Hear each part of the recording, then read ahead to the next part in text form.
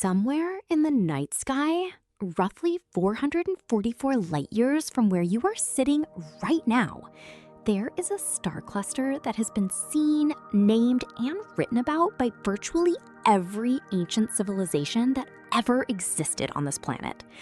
The Egyptians built the pyramids of Giza in alignment with it. The Hopi people of North America called it their place of origin. The ancient Greeks wove it into their mythology. The Māori of New Zealand used it to mark their calendar year.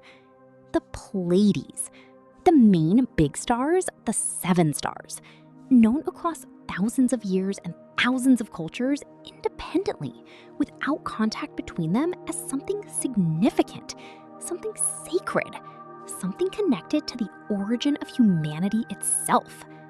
That is not coincidence. And today, the archive opens the file on one of the most documented, most contacted, and most deeply invested civilizations in Earth's cosmic history, the Pleiadians. Before we go in, a note on how to receive this file. If you're new to this material, you are in exactly the right place. What you are about to hear will give you a foundation, a real one, for understanding who the Pleiadians are, where they come from, and why they have been so deeply woven into the story of humanity. Take what resonates, set aside what doesn't. The archive does not ask you to believe anything. It asks you to consider. If you already know the Pleiadian material, if you have felt the pull of the 7 sisters, if you have heard their name and felt something move inside you, this file goes deeper. We will discuss who the Pleiadians are, where they come from, what they look like, how they have interacted with Earth and with humanity across thousands of years, their connection to human DNA, their current mission, and the question that sits underneath all of it. Why do they care so much? The Pleiades star cluster sits within the Taurus constellation. To the naked eye, it appears as a tight gathering of 7 visible stars, though the cluster itself contains over 1,000. In the archive, this system is known as one of the oldest inhabited star systems within what we understand as our local galactic neighborhood. Pleiadian civilization, in the understanding held across multiple contact traditions, channeled sources, and ancient cultural records, did not begin in the Pleiades. The Pleiadians themselves trace their lineage further back to a system called Lyra, one of the oldest known cradles of humanoid life in this galaxy. Lyra was once home to a thriving humanoid civilization, beings who seeded life across multiple star systems as their own world faced collapse. Some of that lineage went to the Pleiades, some went elsewhere. This is why you find echoes of the same humanoid template: 2 arms, 2 legs, upright posture, bilateral symmetry, repeated across so many reported contact accounts and so many ancient depictions of sky beings. The Pleiadians carry that original Lyran lineage. They are, in a very real sense, an older branch of the same family tree that eventually produced humanity on Earth. That is the first piece of context the archive wants you to hold. They are not strangers. They are ancestors. This is one of the most consistent elements across every contact account the archive is cataloged, and the consistency itself is significant. Pleiadians are described as humanoid, tall, typically between 6 and 7 feet, slender build, skin tones that vary across their population much as they do in humanity, though contact accounts most frequently describe fair skin, sometimes with a slight luminescence, a quality of light in the skin that goes beyond what physical appearance alone would explain. Hair is frequently described as light, blonde, white, or silver. Eye color ranges across the spectrum, but blue, violet, and green appear most often in documented contact accounts. The eyes themselves are frequently described as larger than human eyes and unusually expressive, carrying a depth of communication that goes beyond what words convey. Their physical presence is consistently described as calm, peaceful, radiating what multiple contactees have called a frequency, a warmth that is felt before anything is said. Importantly, the Pleiadians do not present as one uniform group. Like humanity, they have diversity within their civilization. Different soul lineages, different councils, different areas of focus and expertise. The ones most frequently encountered in contact experiences tend to be those specifically assigned to Earth interaction, what might be called the Earth teams, beings who have chosen at a soul level to be involved in this planet's development. That word chosen matters. We will come back to it. The archive does not place Pleiadian involvement with Earth at a recent date. It goes back, much further back than recorded history accounts for. In multiple contact traditions and ancient cultural records, the Pleiadians are described as having been present on Earth during what is called the first seeding, the earliest period of humanoid development on this planet. This was not a passive observation. They were involved. The specific nature of that involvement is described differently across different sources, but several threads appear consistently. Genetic contribution. The humanoid template that became Homo sapiens did not develop through ordinary evolutionary processes alone. There are what geneticists themselves have called unexplained leaps in human DNA, periods where the complexity of our genetic code advanced faster than any standard evolutionary timeline can account for. The archive holds this not as a mystery, but as a record. Pleiadian genetics, along with other star civilizations, were introduced into the developing human template, not as an experiment, as an investment. Cultural seeding. The ancient civilizations that most prominently honored the Pleiades, Egypt, Sumeria, the Hopi, the Māori, the Maya, were not simply observing stars. They were maintaining a relationship, a living memory of contact that had occurred over thousands of years. The star alignments in their architecture were not decorative. They were directional. They were pointing home. Periods of direct contact. Multiple ancient texts across multiple cultures describe beings who came from the sky, who brought knowledge of agriculture, of mathematics, of spiritual law, of healing. The archive identifies a significant portion of these accounts as Pleiadian contact. Not all, but a significant portion. This history matters because it explains something that many people feel but cannot name. The sense that this connection is old, that it runs deeper than this lifetime, that when the name Pleiades is felt, it is not because of something you read or heard. It is because the memory is in the body. This section requires care because what the archive holds here goes beyond what most sources are willing to say directly. Human DNA is anomalous. This is not fringe information. Mainstream geneticists have acknowledged that the human genome contains what they call junk DNA, sequences that appear to serve no function within the known biological framework. The archive does not accept the term junk. Nothing in the design of a conscious being is junk. Those sequences are dormant, and they are dormant for a reason. What the Pleiadian contact tradition holds, across channeled sources, experiencer accounts, and what the archive has compiled, is this. Humanity carries a multi-dimensional genetic template, a template that was designed to be activated in stages. The early activations have already occurred across human history. The development of language, of complex social structure, of spiritual awareness. What is happening now, in this particular window of human history, is another activation, a significant one. The Pleiadians describe their genetic contribution to humanity not as a past event, but as an ongoing responsibility.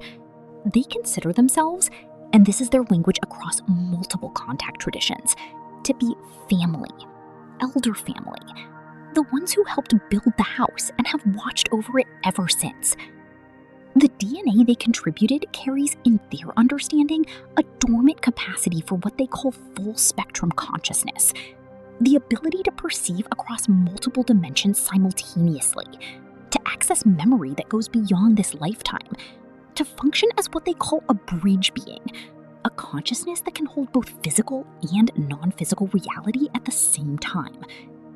This is why starseed awakening so often involves a felt sense of remembering, something turning on inside the body that was always there but simply had not yet been activated. The Pleiadians describe this activation period, the one we are in now, as the reason for their increased involvement with Earth. The timing is deliberate. What is activating in humanity right now is something they have been waiting for, preparing for, and actively supporting for a very long time. The archive needs to address something directly here, because there is a version of this information that circulates widely and a version that is more accurate. Pleiadian contact does not require a dramatic encounter. It does not require a ship in the sky or a being appearing physically in your room, though those experiences have been documented, and the archive does not dismiss them. Most Pleiadian contact happens in the frequency range. What does that mean in practical terms? Dreams. Many people with Pleiadian connection report vivid, information-rich dreams that feel different from ordinary dreaming, more real, more purposeful, as though something was being shown or transmitted rather than the mind simply processing the day. These are often described as teaching dreams. Downloads. Experiences where you wake up knowing something you did not know when you went to sleep. Intuitive transmission. A sudden knowing. An idea that arrives fully formed, a creative impulse that feels like it came from somewhere beyond the personal mind. The Pleiadians are particularly known in contact traditions for working through the creative channel, inspiring art, music, writing, healing modalities, as a way of introducing higher frequency information into the human field without overwhelming the nervous system. Physical sensation. Warmth in the chest or the crown of the head, a pressure between the eyes, a ringing in the ears that accompanies a particular thought or moment of clarity. These physical markers appear consistently enough across contact accounts that the archive notes them as significant. The feeling of not being alone, a presence that is warm, non-threatening, and clearly oriented toward your well-being. Many people who describe Pleiadian contact say they did not see anything. They simply felt accompanied, watched over, quietly supported in a way they could not fully explain. This is the most common form of Pleiadian contact currently occurring on Earth, and it is occurring at a scale that is unprecedented in recorded history because of what is happening right now. This is the part of the file the archive considers most urgent. The Pleiadians have not increased their involvement with Earth because things are going well. They have increased their involvement because this moment, this specific window in human history, is one that their traditions, their timekeepers, their seers have been watching for a very long time. Earth is in a transition. The nature of that transition is described differently across different contact traditions, but the core of it is consistent. Humanity is moving from one frequency of consciousness to another, from a mode of existence built around separation, survival, and linear thinking, to one that has the capacity for unity consciousness, multidimensional awareness, and the full activation of what the human template was designed to hold. This transition does not happen automatically. It requires what the Pleiadians call way-showers, beings who incarnate into the density of physical Earth and carry a frequency that acts as a tuning fork for the collective. Not by preaching or performing, simply by being. By living in alignment with their highest nature, they raise the frequency of the field around them. This is what the Pleiadians understand starseeds to be. And this is why, in the Pleiadian contact tradition, the investment in humanity's evolution is described as personal, deeply personal. The Pleiadians do not see themselves as outside observers watching an interesting species develop. They see themselves as part of this. Their lineage is in this. Their genetics are in this. The souls they have watched and walked with across multiple lifetimes are incarnated here right now. They want this transition to succeed because they love this world and the beings in it in a way that the archive can only describe as familial. They are not here as saviors. That framing is not accurate, and the Pleiadians themselves consistently reject it in contact traditions. They will not intervene in human free will. They will not make choices for humanity, but they will support, guide, transmit, inspire, and accompany every soul that is awake enough to receive that support. And they are doing exactly that right now, in this moment, with more presence and more intensity than at any previous point in recorded human history. This section is for the ones who felt something move when this file began. In the Starseed framework, Pleiadian soul lineage refers to souls whose point of origin, before incarnating into the Earth cycle, is the Pleiadian system. Not in the sense of being born there in a physical body in this lifetime, in the sense that the soul's formative experiences, its deepest imprints, its foundational understanding of how reality works, came from the Pleiadian civilization. These souls carry specific qualities that appear consistently enough across the tradition that the archive notes them as markers. An unusually strong capacity for love, not sentimental love, though that is present too. A deep, almost structural orientation toward care, toward connection, toward the well-being of others that goes beyond personal preference. It is built in. It sometimes feels like a burden because the world does not always meet it at that level. A sensitivity to beauty and harmony. Pleiadian lineage souls are frequently drawn to art, music, nature, and any environment where the frequency is refined and elevated. Disharmony in relationships, in environments, in their own inner state is experienced not just emotionally but physically, as a frequency disruption in the body. An inherent knowing about healing. Many Pleiadian lineage souls find themselves naturally drawn to healing work, not always formally and not always by title, but in the way they show up for people. The instinct to soothe, to hold space, to see the soul underneath the wound and address that first. Difficulty with conflict and aggression. Pleiadian civilization has not carried warfare in the way Earth has. Souls coming from that frequency into a planet where conflict and aggression are common can find the adjustment profoundly difficult, like a culture shock, deep, soul-level culture shock. A sense of homesickness that has no earthly explanation. Many Pleiadian lineage souls describe a longing that is not directed at any person or place on Earth, a homesickness for something they cannot name, for a frequency, for a quality of connection that feels partially beyond what is available here. This is the Pleiadian signature, and if it is landing, the archive sees you. This file was always meant to find you. The archive closes this file with what the Pleiadian contact tradition, across its most consistent and most credible sources, returns to again and again as their primary message to humanity. You are not alone in this, not in this lifetime, not in this transition, not in the moments that feel impossible, not in the confusion, the grief, the disorientation of being a soul built for a higher frequency, living inside a world that is still finding its way there. You have never been alone in this. They have been here, in the field, in the dreams, in the moments of sudden clarity, in the inexplicable warmth that arrives sometimes in the middle of the hardest nights, in the creative impulse that comes from nowhere and feels like a gift rather than a product of your own mind. That was not nothing. That was contact. Their investment in humanity's evolution is not an abstract concept. It is active. It is ongoing. It is happening at a scale that the archive can only describe as unprecedented.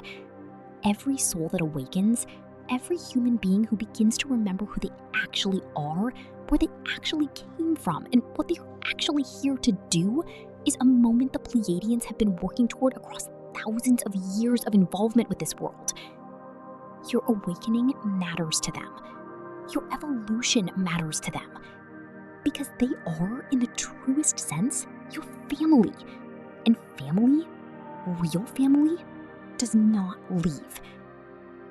This file on the Pleiadians is one of the deepest in the archive, because the Pleiadian relationship with humanity is not a footnote in cosmic history.